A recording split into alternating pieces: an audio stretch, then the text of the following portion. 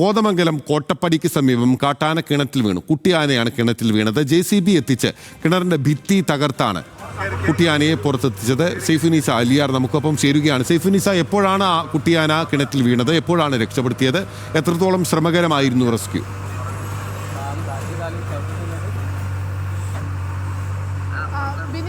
ഇന്നലെ രാത്രിയാണ് കുട്ടിയാന കിണറ്റിൽ വീണത്. ഈ ഭാഗത്ത് കാട്ടാനകളുടെ ശല്യം ഉള്ള സ്ഥലമാണ്, ജനവാസ മേഖലയാണ്. സ്ഥിരമായി ഇവിടെ കാട്ടാനകൾ എത്താറുണ്ട്.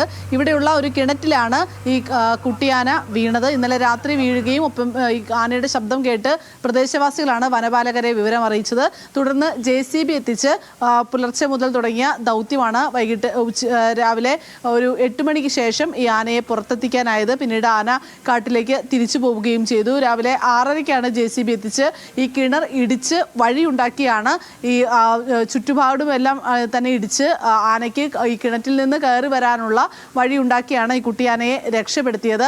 നേരത്തെയും ഇവിടെ ഈ ആനകൾ കഴിഞ്ഞ ആഴ്ചയും ഇതുപോലെ തന്നെ കാട്ടാന കിണറ്റിൽ വീഴുന്ന സ്ഥിതി ഉണ്ടായിരുന്നു. സ്ഥിരമായി ഈ കാട്ടാന ശല്യമുള്ള ഒരു പ്രദേശം കൂടിയാണ്. ഇതിന് പെട്ടെന്ന് തന്നെ എന്തെങ്കിലും നടപടി വേണമെന്നാണ് ഈ നാട്ടുകാരും ആവശ്യപ്പെടുന്നത്. ബിനിൽ.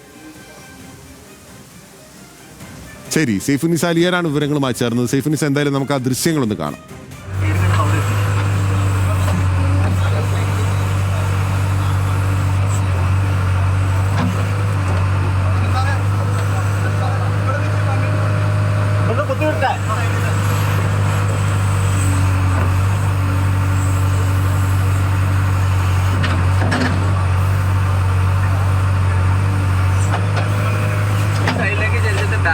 സപ്പോർട്ട് ചെയ്യാൻ പറ്റുമോ?